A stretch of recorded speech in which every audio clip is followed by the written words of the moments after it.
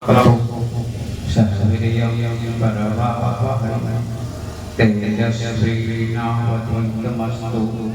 मा विद्विषावहै। गुरुर्ब्रह्मा गुरुर्विष्णु गुरुर्देवो महेश्वरः गुरुः साक्षात् परब्रह्म तस्मै श्री गुरवे नमः। अखण्डमण्डलाकारं व्याप्तं येन चराचरं तत्पदं दर्शितं येन तस्मै श्री गुरवे नमः। वसुदेवसुतं देवं कंसचाणूरमर्दनं देवकीं परमानन्दं कृष्णं वन्दे जगद्गुरुं। कृष्णं वन्दे जगद्गुरुं। सर्वे भवन्तु सुखिनः सर्वे सन्तु निरामयाः सर्वे भद्राणि पश्यन्तु मा कश्चित् दुःखभाग् भवेत्। ओम शांति शांति शांति। सभी लोग जय घोष करें। बोलो कृष्णचंद्र भगवान की, भक्त भगवान की, सद्गुरुदेव भगवान की, आज के आनंद की। मंच पर उपस्थित कथावाचक शास्त्री जी,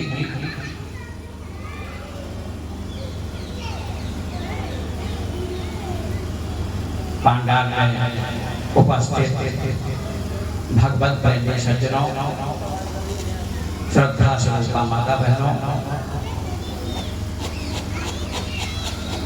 आज बड़े सौभाग्य की बात है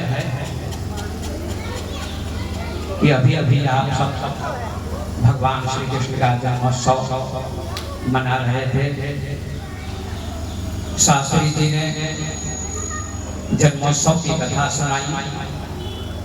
आज आप सब में उत्सव है, उल्लास है, प्रसन्नता है, आनंद है। और आपने कृष्ण जन्मोत्सव के अंतर्गत ये सुना कि भगवान श्री कृष्ण का प्रादुर्भाव कहाँ हुआ? कंस के कारागार में हुआ।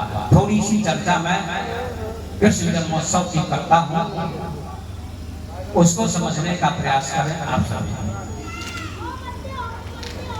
भगवान श्री कृष्ण का प्रादुर्भाव प्राकट्य कहाँ हुआ? कंस के कारागार में। 8वीं संतान के रूप में भगवान आए। लेकिन ये जो उत्सव मनाया जाता है, उत्सव के पीछे कारण क्या है? भगवान का जन्म हुआ, प्राकट्य हुआ, प्रादुर्भाव हुआ, लेकिन जन्म से पहले ही उनके ऊपर संकट के बादल छाने लगे। ये आपको समझना होगा। उत्सव तो हम लोग मनाते हैं, लेकिन उत्सव के पहले भगवान के जीवन में संकट बहुत आए। पहली बात, जब वसुदेव के साथ देवकी का विवाह हुआ और रास्ते में जब आ रहे थे तो भागवत में लिखा है, वर्णन है कि आकाशवाणी हुई है कि ऐ कंस, जिसको तुम बड़े प्रेम से ले जा रहे हो, उसकी 8वीं संतान तेरा काल बनेगी, तुझे मार डालेगी। 3 बार ऐसा आकाशवाणी ने कहा। कंस का जो प्रेम था देवकी के प्रति वह बदल गया, क्योंकि देवकी को कंस बहुत मानता था। छोटी बहन थी, चचेरी बहन थी, बहुत मानता था। लेकिन एक बात समझ लो आप कि कंस का प्रेम बदल गया घृणा में, नफरत में। और जो प्रेम बदल जाता है वह प्रेम नहीं होता है, प्रेम के नाम पर घृणा होती है। तो कंस का प्रेम बदल गया। बंधुओं, माता बहनों, ध्यान से सुनो बात को। इसी प्रकार से समाज का जो प्रेम होता है, लोगों का जो प्रेम होता है, वह परिस्थिति आने पर बदल जाता है, संकट आने पर बदल जाता है, कष्ट आने पर बदल जाता है, प्रेम घृणा में बदल जाता है। ऐसा क्यों होता है? क्योंकि आपकी इच्छा की पूर्ति नहीं होती है। कंस की इच्छा में बाधा आती है और कंस अब क्रोधित हो जाता है और उसने देवकी को रथ से नीचे पटक दिया और उसके बाल पकड़ के उसको मारना चाहा, लेकिन देवकी कुछ नहीं बोलती है। माता बहनों ध्यान देना, देवकी कुछ नहीं बोलती है।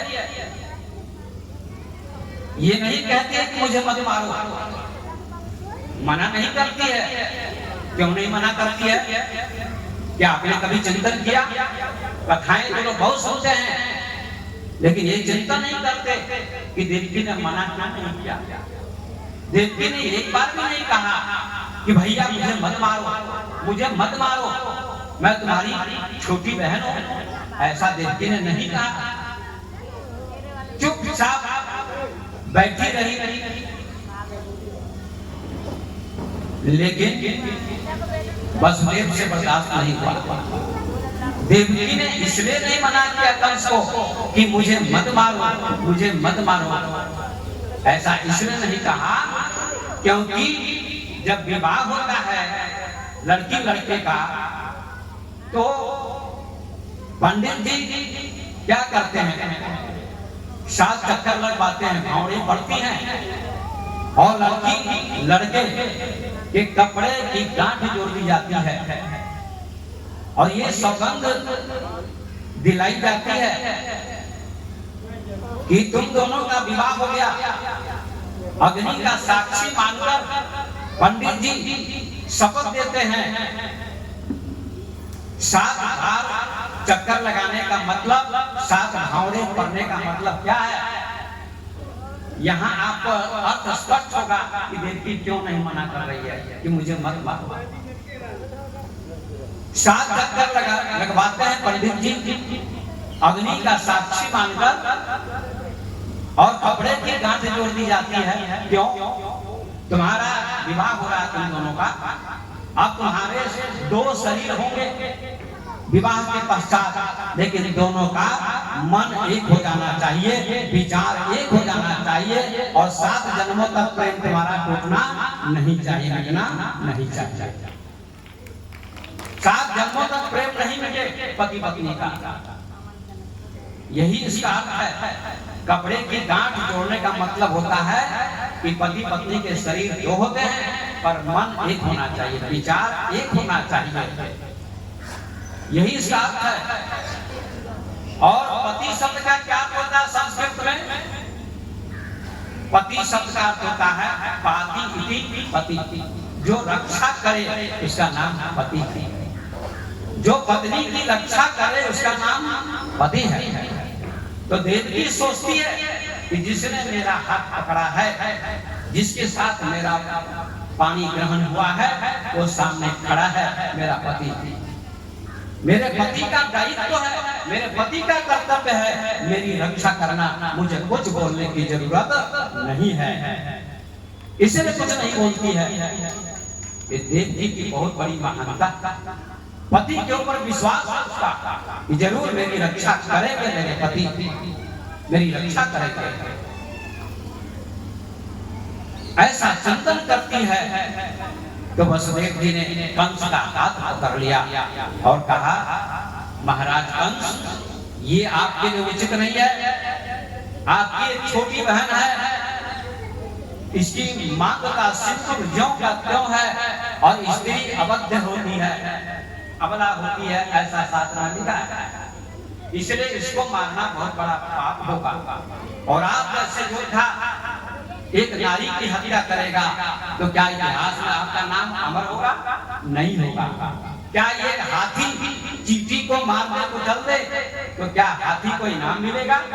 नहीं मिलेगा। पुरस्कार मिलेगा? नहीं मिलेगा।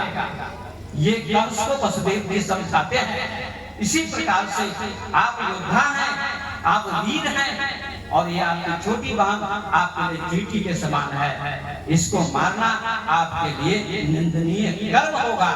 क्योंकि हे कंस महाराज सुन लो, भागवत में बहुत सुंदर लिखा है कि बड़े बड़े योद्धा दुनिया से चले गए। रावण भी चला गया, कंस भी चला गया, दुर्योधन भी चला गया, हिटलर भी चला गया, सीजर भी चला गया। बड़े बड़े योद्धा आए और चले गए, लेकिन उनका नाम कलंकित है। रावण का नाम, कंस का नाम, दुर्योधन का नाम, हिटलर का नाम, सीजर का नाम कलंकित है। ऐसा कर्म करके जाओ कि तुम्हारा नाम दुनिया में अमर हो जाए। इसलिए बहन की हत्या मत करो। लेकिन कंस मानता नहीं है, कहता नहीं। आकाशवाणी ने कहा है कि इसकी 8वीं संतान मेरा काल होगी, इसलिए मैं इसे नहीं छोड़ूंगा, मार डालूंगा। न रहेगा बांस, न बजेगी बांसुरी। तो वसुदेव जी कहते हैं मानेगा नहीं। इसलिए वसुदेव जी कहते हैं कंस जी सुनो, मैं आपको एक वचन देता हूँ, मैं कभी झूठ नहीं बोलता, कभी झूठ नहीं बोलता हूँ, मैं हमेशा सत्य बोलता हूँ। एक सत्य बोलने वाला कौन था दुनिया में 100%? आप लोग हाथ उठाकर बोलो कौन 100% सत्य बोलता था? जिसकी कथा आपने कल सुनी या परसों, हरिश्चंद्र 100% सत्य बोलता था। इसीलिए उसका बेटा जीवित हो गया, मरा हुआ बेटा जीवित हो गया। हरिश्चंद्र के बारे में किसी ने लिखा है, मैं विद्यालय में पढ़ता था, हरिश्चंद्र की कहानी मैंने पढ़ी। उसमें दोहा मैंने पढ़ा था कि चंद्र डरे सूरज डरे, करे जगत व्यवहार, पैतृक श्री हरिश्चंद्र के करे न सत्य विचार। सूरज दिन के बदले रात में उगे और चंद्रमा रात के बदले दिन में उगे, लेकिन हरिश्चंद्र का सत्य टलने वाला नहीं है, हरिश्चंद्र का नियम टलने वाला नहीं है। इसलिए सत्य में जयते, सत्य में जयते, सत्य की विजय होती है। इसलिए हरिश्चंद्र का बेटा जीवित हो गया। हरिश्चंद्र में ही शक्ति थी, सत्य की ताकत थी। कहते हैं वसुदेव ने कहा, मैं आपको वचन देता हूं कि मेरी पत्नी के गर्भ से जितने भी बच्चे होंगे, जितनी भी संतानें होंगी, सब मैं आपको सौंप दूंगा। अब तो विश्वास करो। अब कंस का विश्वास हो गया। अब कंस ले जाता है और कारागार में डाल देता है। आपने कथा सुनी, कई बार सुनी होगी, आज भी सुनी। 8वीं संतान के रूप में भगवान आए और भगवान ने वसुदेव जी से कहा, यहाँ मत रखो हमको, यहाँ से उठाकर आप गोकुल में डाल दो, क्योंकि यहाँ जब मैं रहूंगा तो आपके ऊपर संकट आएंगे। इसलिए मैं नहीं चाहता कि मेरे माता पिता के ऊपर मेरे चलते संकट आए। पुत्र ऐसा होना चाहिए जो अपने माता पिता के लिए बचपन से ही ऐसी सोच रखे, ऐसा संस्कार हो बच्चे का कि माता पिता की रक्षा करे। पुत्र, उसी का नाम पुत्र है। ये ध्यान दो। पुत्र किसे कहते हैं? कृष्ण जैसा पुत्र होना चाहिए, राम जैसा पुत्र होना चाहिए। पुत्र किसे कहते हैं? आज बड़ी निजी दुनिया है, विज्ञान की दुनिया है, शिक्षित लोग हैं। मैं आपसे पूछता हूँ, कोई बता सकोगे कि पुत्र का क्या अर्थ होता है? नहीं बता सकोगे। पुत्र का बहुत सुंदर अर्थ होता है। पुत्रः, जो कुम नामक नरक से अपने माता पिता की रक्षा करे, उसका नाम पुत्र होता है। बाकी कपूत होता है। पुत्र कोई कोई होता है। भगवान राम सपूत थे। रामचरितमानस में गोस्वामी जी ने लिखा है, प्रातः काल उठी के रघुनाथा, माता पिता गुरु ना वही माथा। प्रातः काल उठ के रघुनाथा, सुबह सुबह उठकर भगवान राम क्या करते थे? उनकी दिनचर्या क्या था? आज यह दिनचर्या समाप्त हो गई। भारत की संस्कृति समाप्त होती जा रही है। भारत की संस्कृति क्या है? बच्चों की दिनचर्या क्या होनी चाहिए, बेटे की दिनचर्या क्या होनी चाहिए, बेटे का कर्तव्य क्या होना चाहिए माता पिता के प्रति, ये रामचरित मानस से शिक्षा मिलती है। भगवान राम के जीवन से शिक्षा मिलती है। प्रातः काल उठ के रघुनाथा माता पिता गुरु ना वही बाबा, सुबह सुबह उठकर माता पिता और गुरु के चरणों में प्रणाम करना चाहिए। ये भारत की संस्कृति कहती है। भगवान राम के जीवन से शिक्षा प्राप्त करो। लेकिन आज के बच्चे ऐसा नहीं करते। मैं कहीं जा रहा था प्रवचन देकर, आज के बच्चे बहुत बिगड़ चुके हैं, कथा सुनने नहीं जाते हैं। युवक लोग सोचते बुढ़ापा आएगा तो कथा सुनाएंगे, कहीं बुढ़ापा नहीं आएगा तब जवानी में ही राम नाम शब्द हो जाएगा तो कथा कैसे सुनोगे। तो मैं कहीं कथा करके जा रहा था, कुछ बच्चे रास्ते में मिल गए और बच्चों ने मजाक किया, लोग गाली देते हैं। आज रावण का पुतला जलाते हैं, जलाते हैं लोग, नहीं जलाते हैं? बोलो जलाते हैं कि नहीं जलाते हैं? जलाते हैं। क्यों जलाते हैं? ये रावण बहुत बड़ा विद्वान था, रावण बहुत बड़ा विद्वान था, 4 वेद के साथ 18 पुराण का विद्वान, लेकिन एक ही उसका बुरा कर्म हो गया, उससे एक गलती हो गई, महागलती। उसने जगत जननी मां जानकी का हरण किया, इसलिए आज भी उसका पुतला फूंका जाता है। इसलिए ऐसा कर्म मत करो कि मरने के बाद भी तुम्हारा नाम कलंकित हो, मरने के बाद भी कलंकित नाम हो। एक सिंहासन, भगवान राम को सिंहासन मिला, भगवान कृष्ण को सिंहासन मिला, गांधी को सिंहासन मिला, गांधी मर गए गोली खाकर। मैं इंटर में पढ़ता था, एक कविता मैंने पढ़ी थी, दिया अस्थि ने त्याग नहीं की, राष्ट्रकवि दिनकर की कविता, बिहार के कवि थे राष्ट्र कवि, उन्होंने कविता लिखी। मैं पढ़ता था इंटर में, स्कूल में पढ़ा था, कविता पढ़ी। दिया अस्थि ने त्याग नहीं की, शिवी ने आंखें बदलकर, हरिश्चंद्र ने कफन मांगते वे सत्य पर अड़कर, व्रत का मोल लेस राम ने दिया त्याग सीता को, जन्म की संगनी प्राण की प्यारी सुप्रीता को, ईसा ने संसार ही चूली पर प्राण गंवाकर, अंतिम दान दिया गांधी ने 3 गोलियां खाकर। गांधी ने 3 गोलियां खाकर अपने प्राणों की आहुति दे दी। लेकिन आप जानते हो भारत के हर नोट पर गांधी का चित्र है। गांधी सबकी जेब में है कि नहीं है? 10 रुपए का नोट, 50 रुपए का नोट, 500 का नोट, 1000 का तो खत्म हो गया, 2000 का भी खत्म होगा। हर नोट पर गांधी का चित्र। विभिन्न सादा जीवन, उच्च विचार, आधी धोती पहनते थे, आधी धोती ओढ़ते थे, लेकिन इस गांधी की पूजा, उसको राष्ट्रपिता कहा जाता है। भगवान राम की पूजा हो रही, भगवान कृष्ण की पूजा, वो सिंहासन उनको मिल रहा है। ऐसा कर्म करो मेरे भाई, माता बहनों भाइयों, कि मरने के बाद तुम्हारी पूजा हो, तुम्हें सिंहासन मिले, तुम्हारा आदर हो, और तुम कभी मरोगे नहीं, शरीर तो चला जाएगा लेकिन नाम तुम्हारा अमर होगा, यश तुम्हारा अमर होगा, कीर्ति तुम्हारी अमर होगी, और जिसकी कीर्ति वही अमर होगा है। बोलो कृष्णचंद्र भगवान की। तो हमारे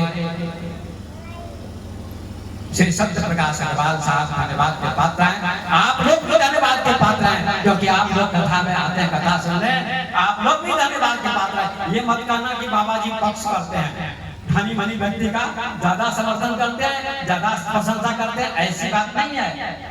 जैसा जिसमें गुण होता है वैसा कहा जाता है।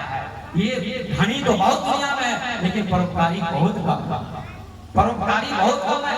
गरीबों के लिए, संतों के लिए, महात्मा के लिए, भगवान के लिए विद्यालय इन्होंने बनवाया है। सुनते हैं क्या कल परसों आ रहे थे फर्रुखाबाद से, साध्वी अखंड भारती जी का एक शिष्य सरदार जगजीत सिंह, वो हमको गाड़ी में बिठा के लाए और आ रहे थे, तो रास्ते में इन्होंने कहा हमारे शिष्य कि ये विद्यालय श्री सत्य प्रकाश अग्रवाल साहब के पिता के नाम पर है।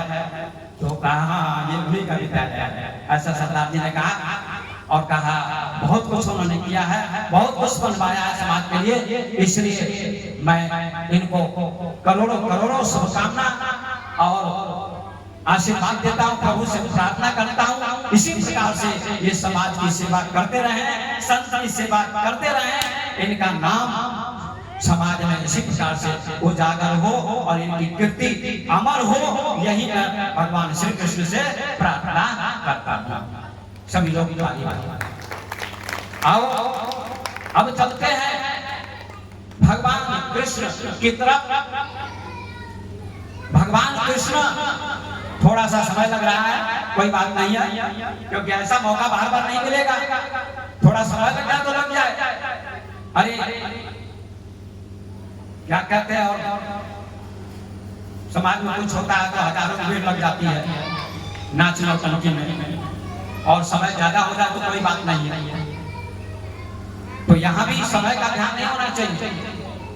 ईसा मसीह से किसी ने पूछा कि आपके प्रभु के राज्य में क्या होता होगा, तो उन्होंने कहा देर सैज में टाइम लगाऊंगा।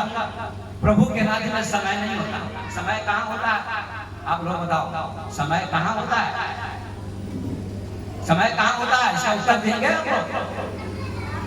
घड़ी में समय देखते हैं ना, घड़ी में समय होता है। घड़ी की खोज कहाँ हुई है? भारत में कि पश्चिम में? पश्चिम की खोज है। और समय घड़ी में नहीं होता है, समय मन में होता है। समय कहाँ होता है? मन में होता है। मन उब जाता है आदमी का तो समय का पता चलता है। लेकिन रात में जब आप सो जाते हैं गहरी नींद में, उसको गहरी नींद बोलते हैं। क्या बोलते हैं? गहरी नींद हिंदी में। अंग्रेजी में बोलते हैं डीप स्लीप, और संस्कृत में बोलते हैं सुषुप्ति। वहां समय का पता नहीं चलता है। तीन अवस्थाएं होती हैं, जागृत, स्वप्न और सुषुप्ति। अभी आप जगे हैं, हम भी जगे हैं। उसके बाद स्वप्न आएगा। स्वप्न में शरीर सो जाता है पर मन नहीं सोता, मन ही सपना देखता है। और एक तीसरी अवस्था है जहाँ सपना नहीं आता है, उसका नाम गहरी नींद है, सुषुप्ति है। वहाँ समय का पता नहीं चलता, न अपना, न पराया, न स्त्री, न पुरुष, न रात, न दिन, न पुण्य, न पाप, न धर्म, न धर्म, न कायमगंज, न दिल्ली, न फर्रुखाबाद, न कानपुर। वहाँ कुछ भी नहीं है। वहाँ केवल एक चीज है, वहाँ सत्य है, वहाँ केवल ईश्वर है। वहाँ मन भी सो जाता है। कैसे सो जाता है? मैं फिलोसफी भी जानता हूँ। मैंने 10 पुस्तकें लिखी। कल भी मैंने कहा था एक पुस्तक प्रकाशित हो चुकी है, रामचरितमानस मैंने लिखी है, भक्ति मार्ग। वो पुस्तकें सभी भक्तों ने ले ली है। ये पुस्तक भी मैं भूल गया लाना। श्री सत्य प्रकाश अग्रवाल साहब को देना चाहता था और लोगों को भी देना चाहता था, हमारे मिश्रा जी को भी देना चाहता था कुछ लोगों को, लेकिन भूल गया। और 2 कॉपी लाया हूँ मैं। आत्मज्ञान, धरती पर स्वर्ग, विज्ञान और अध्यात्म, शांति की खोज। बहुत सारी पुस्तकें मैंने लिखी हैं जो अभी अप्रकाशित है, छपी भी नहीं है। और मेरे पास इतने पैसे नहीं कि मैं छपा सकूं, तो मैं लाया हूं प्रकाशित कराने के लिए। और प्रकाशित हो जाएगी पुस्तकें तो आप सबको मैं दूंगा पढ़ने के लिए, और आप सभी लोग पढ़ना, अध्ययन करना, आनंद आएगा। तो आओ अब चलते हैं थोड़ा आगे 5-7 मिनट और। भगवान श्री कृष्ण कहते हैं अपने किसी की आयु, विद्या, यश और बल, चौथी चीज क्या बढ़ती है बड़ों को प्रणाम करने से? आत्मबल बढ़ता है। आत्मबल बढ़ता है, 4 चीजें बढ़ती है, याद रखना। आयु, विद्या, यश और बल, ये 4 चीजें बढ़ती हैं महापुरुष को प्रणाम करने से, बड़ों को प्रणाम करने से। अब भगवान श्री कृष्ण कहते हैं पिताजी हमको यहाँ से गोकुल में आप डाल दो, आपके ऊपर संकट नहीं आएगा। तो वसुदेव जी कहते हैं प्रभु मेरे हाथों में हथकड़ी है और पैरों में बेड़ी है और ताला लगा हुआ है, जेल का फाटक बंद है और सैनिक खड़े हैं। ऐसी परिस्थिति में सुनना जरा इसमें क्या विज्ञान है। कथा आपने सुनी अभी, लेकिन इसका रहस्य सुनो, इसकी साइंस सुनो। इसमें साइंस क्या है, विज्ञान क्या है, और धर्म भी है। तो भगवान से वसुदेव जी कहते हैं कि मैं आपको कैसे ले जा सकता हूँ, क्योंकि मैं तो बंधन में हूँ। तो भगवान ने क्या कहा कि हे वसुदेव जी आप मुझको गोद में लेकर देखिए। जब गोद में लेकर आप देखेंगे, रखेंगे मुझको, तो हाथ की हथकड़ी खुल जाएगी और पैर की बेड़ी कट जाएगी, ताला खुल जाएगा और सैनिक सो जाएंगे। ऐसा प्रयोग करके देखिए।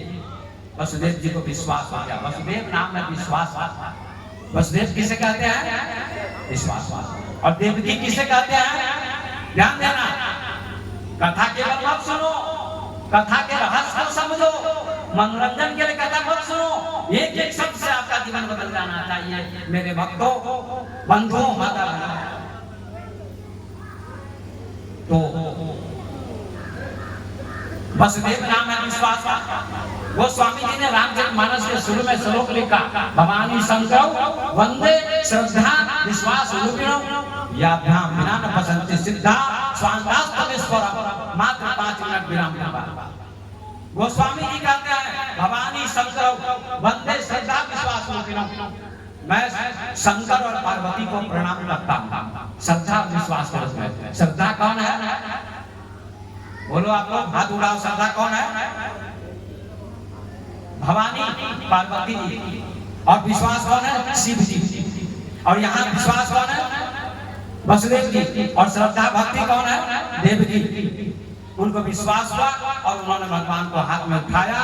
जो ही हाथ में लिया त्यों ही क्या हुआ, हाथ की हथकड़ी खुल गई, पैर की बेड़ी कट गई और फाटक खुल गया और सैनिक सारे सो गए। बोलो कृष्ण कन्हैया लाल की। सारे सैनिक सो गए और वसुदेव जी भगवान को लेकर चलते और चले गए यमुना के तट पर। और यमुना जी पार करते हैं और चले जाते हैं गोकुल में। और वहां से कन्या को उठाकर लाते हैं, योग माया को।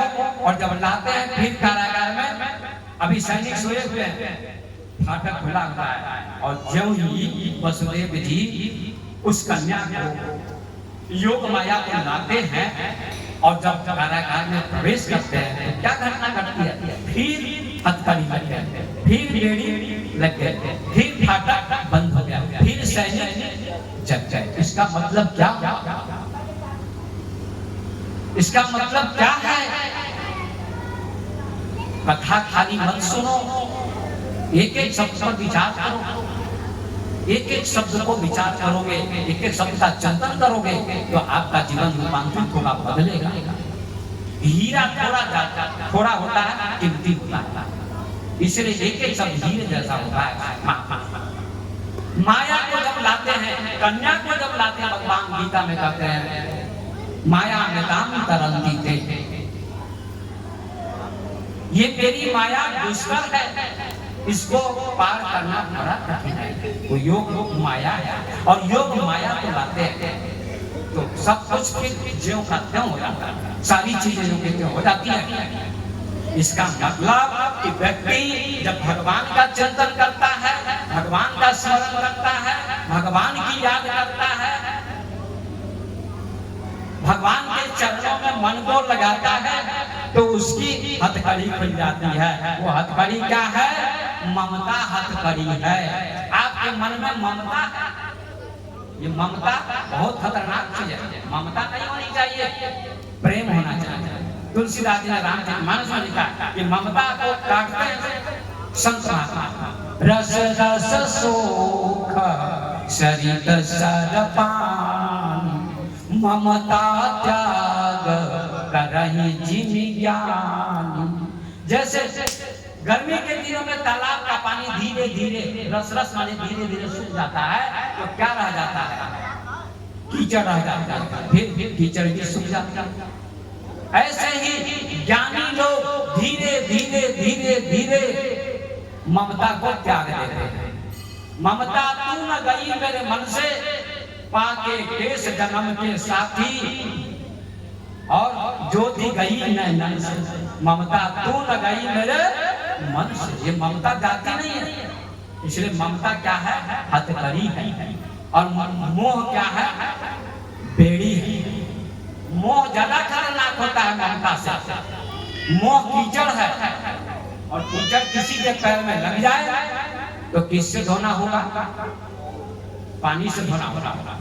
मोह सकल व्याधि कर बोला, कहते उपजे सच बात बहुसूला। वो स्वामी जी ने लिखा मोह सभी व्याधियों की जड़ है। मोह ही बंधन है, बेड़ी है और मोह रूपी बेड़ी कट जाती है भगवान का स्मरण करने के बाद। स्मरण करते ही और ताला क्या है? ताला क्या है? ताला है अज्ञान। आपके अंदर अज्ञान है। को हम कथमलम संसार आख्या उपागतः। आप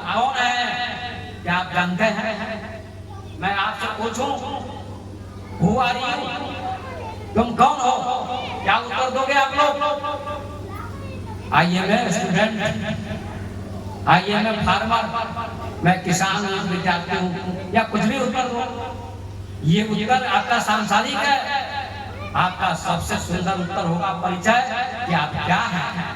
तो गोस्वामी जी ने परिचय दिया, ईश्वर अंश जीव अविनाशी, चेतन अमल सहज सुख राशि। आप ईश्वर के अंश हैं, आप ये शरीर नहीं है, आप मन भी नहीं है, ईश्वर के अंश, चेतन है, अमर है, सुख की राशि है, सुख की राशि आप सभी हैं। ममैवांशो जीव लोके जीव भूतो सनातन, भगवान गीता में कहते हैं मेरा अंश जीव है जो सनातन है। जीव ही सनातन है जो कभी मरता नहीं है। शरीर मर जाता है, शरीर की मृत्यु होती है, शरीर का जन्म होता है, लेकिन आत्मा क्या है? अमर है, अजर है, अविनाशी है। नैनम चिंतन्ति शस्त्राणि नैनम दहति पावका न जनम ग्रंथन्ति आत्मा सरस्वती मार्गा। तो मोह क्या है? भेड़ी है, और अज्ञान फाटक है, ताला है। वो अज्ञान का ताला खुल जाता है भगवान का स्मरण करते ही। और सैनिक क्या है? सैनिक इंद्रियां हैं। भगवान का जब स्मरण करोगे तो आपकी इंद्रियां आपको परेशान नहीं करेंगी। इंद्रियां कितनी हैं आप लोग बताओ? कितनी इंद्रियां हैं? कोई नहीं बताएगा। इंद्रियां 10 होती हैं, 5 ज्ञान इंद्रियां, 5 कर्म इंद्रियां। तो इंद्रियां ही सैनिक हैं, और ये भगवान का स्मरण करते ही सो जाते, परेशान नहीं करेंगे। और माया का स्मरण करते ही इंद्रियां फिर आपको परेशान करने लगती है, मन परेशान करने लगता है। आंखें, हाथ, पैर, मुंह आदि सारी इंद्रियां परेशान करती हैं। ये इसका अर्थ है। और कारागार क्या है? जेल क्या है? जिसमें भगवान का प्रादुर्भाव हुआ, जेल सारा संसार। आपका शरीर भी जेल ही है जिसमें आत्मा कैद है, और इसमें से निकलना चाहती है, परमात्मा में मिलना चाहती है। 10 द्वारे का पिंजरा, दामे पंछी पाँव, रहबे को अचरज है, जात अचंभा। ये शरीर ही जेल है, संसार जेल है, और इसमें से भगवान जेल में रहते हुए भगवान मुक्त होते हैं, और संसार के लोग जेल में बंद हो जाते हैं, असक्त हो जाते हैं, बंध जाते हैं। तो मेरे सज्जनों, आप लोगों ने अभी शास्त्री जी के द्वारा, भजनों के द्वारा कथा सुनी, बहुत अच्छी कथा, और मैंने आपको इसकी विवेचना की, इसका आध्यात्मिक अर्थ किया कि जेल क्या है। ये शरीर ही जेल है, संसार ही जेल है, कारागार है जिसमें हम सभी बंद हैं, और इस संसार से मुक्त होना है आपको, शरीर से मुक्त होना है, क्योंकि शरीर तो छूटेगा, मृत्यु तो होगी। तो फिर शरीर छूटने के बाद आपकी आत्मा कहाँ जाएगी? आपकी आत्मा कहाँ जाएगी? कहीं न कहीं तो जाएगी, कहीं न कहीं तो जाएगी। लेकिन जो भक्ति करेगा, कथा सुनेगा, कृष्ण का स्मरण करेगा, भागवत कथा सुनेगा, प्रवचन सुनेगा, भक्ति करेगा, सत्संग करेगा, सेवा करेगा, देश की, समाज की, माता की, पिता की, भगवान की अर्चना करेगा, ऐसा व्यक्ति मरने के बाद भगवान में मिल जाएगा, संसार में नहीं जाएगा, 84 लाख योनि में नहीं जाएगा।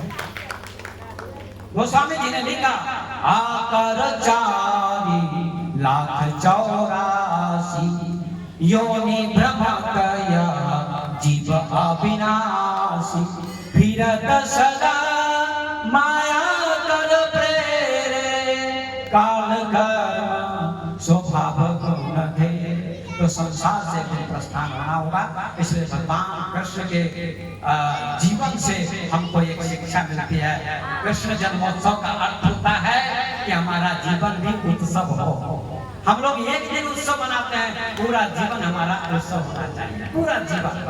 एक दिन होली मनाते हैं, मेरा चैनल देखो प्रवचन स्वामी विवेक ऑफिशियल, मैंने जन्माष्टमी पर भी प्रवचन दिया है, एक प्रवचन है, उसको सुनना।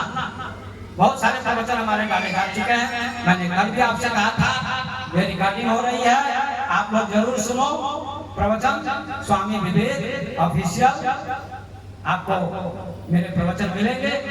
जो प्रवचन अच्छा लगेगा वो आप सुन सकते हैं। सामाजिक बात, पारिवारिक बात, जीवन की बात, संस्कार की बात, पति पत्नी की बात, पिता पुत्र की बात, सास बहू की बात, भाई भाई की बात, पड़ोसी पड़ोसी की बात, सारी बातों की मैं चर्चा करता हूँ और अध्यात्म की भी चर्चा करता हूँ। इसलिए आप लोग भगवान कृष्ण के जीवन से ये प्रेरणा ले सकते हैं और मिलती है आपको कि भगवान कृष्ण का जीवन उत्सव में है। इसीलिए गाते हैं, क्या गाते हैं? नंद घर आनंद भयो, जय कन्हैया लाल की, हाथी घोड़ा पाल की, जय कन्हैया लाल। एक मिनट निकालो, फिर विराम देता हूँ। नंद के नंद घर आनंद भयो, जय कन्हैया लाल की, हाथी घोड़ा पाल की, जय कन्हैया लाल की। नंद घर आनंद भयो, बजाओ ताली। नंद घर आनंद भयो, जय कन्हैया लाल की, हाथी घोड़ा पाल की। देखो ताली कौन नहीं बजाता, जानते हो? हाथ हम सबको मिले हुए हैं, लेकिन हम लोगों को छोड़कर बैल को, भैंस को, घोड़े को, गधे को, कुत्ते को, बिल्ली को, हाथी को, गाय को, किसी को हाथ मिले हैं? नहीं मिले। तो ताली बजा सकते हैं? नहीं बजा सकते। जो ताली नहीं बजाएगा हो सकता है कहीं उसी जोनी में जाना पड़े, तो ताली नहीं बजा पाओगे। इसलिए अभी हाथ मिले हैं तो बजा लो। नंद घर आनंद भयो, जय कन्हैया लाल की, हाथी घोड़ा पाल की, जय कन्हैया लाल की। नंद घर आनंद भयो, जय कन्हैया लाल की, हाथी घोड़ा पाल की, जय कन्हैया। कितना सुंदर लिखा है, नंद घर आनंद भयो। ये नहीं लिखा है कि नंद घर कृष्ण भयो, नहीं, ऐसा नहीं लिखा। नंद घर आनंद भयो भागवत का पहला श्लोक है, जो हमारे शास्त्री जी बोलते हैं प्रथम में, और मुझे भी याद है, मुझे तो सैकड़ों श्लोक याद है भागवत के, सैकड़ों। और उसका पहला श्लोक है, सच्चिदानंद रूपाय विश्वोत्पत्त्यादि हेतवे तापत्रय विनाशाय श्री कृष्णाय वयं नमः। भगवान कैसे हैं? भगवान का रूप कैसा है? सत्य चित आनंद। तीसरा शब्द क्या है? आनंद। यहाँ आनंद शब्द का प्रयोग किया है इसी विद्वान में, ये नंद घर आनंद भयो। और आनंद का क्या होता है? देखो, नंद बाबा का नाम नंद, यशोदा जी का नाम यशोदा क्यों पड़ा?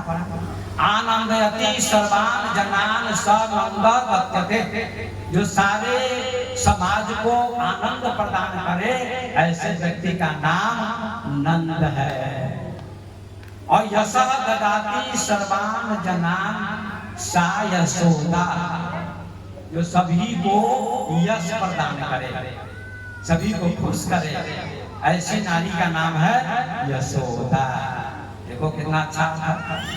तो आनंद का अर्थ होता है जहाँ न सुख हो, न दुख हो, न रात हो, न दिन हो, ऐसी अवस्था का नाम आनंद है। भगवान कृष्ण क्या है? आनंद के घर है, आनंद की खजाना है। इसलिए अब मैं अपनी वाणी को विराम देता हूँ। भगवान कृष्ण का जन्मोत्सव आप लोगों ने सुना, आनंद मनाया, नाचा गाया। भगवान कृष्ण उत्सव मनाते हैं, उत्सव उनका जीवन है, और वो शिक्षा देते हैं कि तुम्हारा पूरा जीवन उत्सव में होना चाहिए, नाचता हुआ होना चाहिए। सुख आए तब भी नाचो, दुख आए तब भी नाचो। ये नहीं कि सुख आए तो नाचो और दुख आए तो नाचो नहीं, दुख में भी नाचना चाहिए। मीराबाई को कितना दुख मिला, लेकिन हर परिस्थिति में वो प्रसन्न थी। इसलिए लिखा है, पग घुघरू बांध मीरा नाची, पग घुघरू बांध मीरा नाची। सास कहे मीरा भाई बाप, लोग कहे मीरा भाई बाबरी, लोग कहे मीरा भाई बाबरी। सास कहे कुलनासी रे। एक मिनट बजा लीजिए, गा लीजिए, एक दो मिनट। लोग कहे मीरा भाई बाबरी, सास कहे कुलनासी रे। पग घुघरू बांध पग